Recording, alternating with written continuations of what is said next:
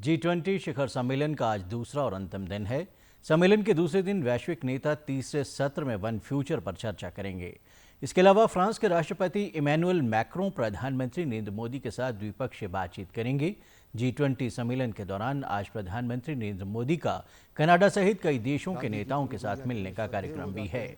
इस मौके पर वे मैक्रों सहित कई नेताओं के साथ द्विपक्षीय वार्ता भी करेंगे। G20 के राष्ट्राध्यक्ष आज सुबह राजघाट पहुंचे, जहां पर उन्होंने राष्ट्रपिता महात्मा गांधी को श्रद्धांजलि अर्पित की। इस दौरान प्रधानमंत्री नरेंद्र मोदी ने सभी नेताओं का स्वागत भी किया। प्रधानमंत्री नरेंद्र मोदी मंत्र के साथ राष्ट्र निर्माण की कि इस महायज्ञ में प्रधानमंत्री नरेंद्र मोदी लगे हुए हैं। एक हथियार के रूप में, उपकरण के रूप में स्थापित हुआ प्रधानमंत्री नरेंद्र मोदी लगातार स्वागत कर रहे हैं, लगातार पहुंचने वाले राजघाट पर।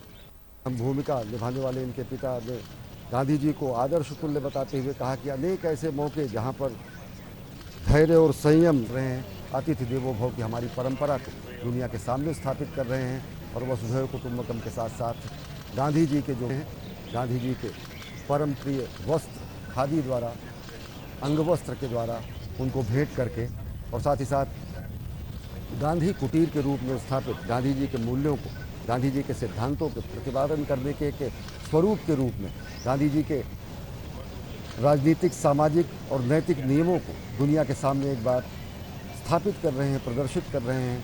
और भारतीयता की अगर बात करें तो उसको पुनर्स्थापित कर रहे हैं प्रधानमंत्री। सम्मेलन के अंत में ब्राजील को G20 की अध्यक्षता दी जाएगी और दिल्ली घोषणा पत्र पर औपचारिक स्वीकृति मिलेगी। इससे पहले कल G20 नेताओं ने 18वें शिखर सम्मेलन में नई दिल्ली घोषणा को स्वीकार कर लिया है।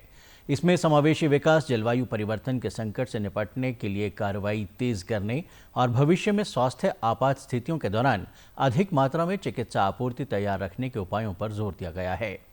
प्रधानमंत्री नरेंद्र मोदी ने एक परिवार विषय पर आधारित सम्मेलन के दूसरे सत्र में ये जानकारी दी। हमारी टीम्स के हार्डवर्क से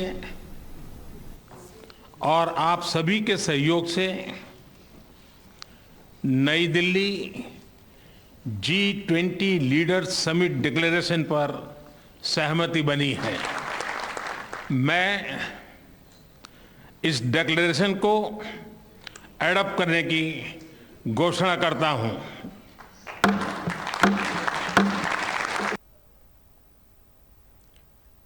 विदेश मंत्री डॉक्टर एस जयशंकर ने कहा कि घोषणा में स्थायी भविष्य के लिए पर्यावरण अनुकूल विकास समझौता शामिल किया गया है। उन्होंने कहा कि नेताओं ने आतंकवाद के सभी रूपों और दुष्प्रभावों की निंदा करते हुए कहा कि आतंकवाद अंतर्राष्ट्रीय सुरक्षा के प्रति सबसे गंभीर खतरों में से एक है। वित्त मंत्री निर्मला सीतारमण ने भारत की G20 अध्यक्षता के अंतर्गत वित्तीय विचार विमर्श के दौरान हासिल उपलब्धियों पर प्रकाश डाला। उन्होंने कहा कि सदस्य देशों ने बहुराष्ट्रीय विकास बैंकों को मजबूत बनाने और विकास बैंक की वित्तीय क्षमता बढ़ाने के लिए मिलकर काम करने पर सहमति व्यक्त की। नई दिल्ली घोषणा की प्रमुख विशेषताओं पर शेरपा अमिताभ कांत ने कहा कि पर्यावरण अनुकूल विकास समझौते पर सभी देशों का योगदान महत्वपूर्ण उपलब्धि रहा है। उन्होंने कहा कि 83 अनुच्छेदों वाली नई दिल्ली घोषणा पर पूरी तरह आम सहमति रही है, जो बेजोड़ वैश्विक सहमति को दर्शाती है।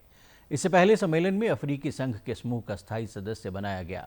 एक पृथ्वी विषय पर आधारित उद्घाटन सत्र में प्रधानमंत्री नरेंद्र मोदी ने इसकी घोषणा की। प्रधानमंत्री ने विश्व का आह्वान किया कि वो अविश्वास को विश्वास में बदलने का काम करें।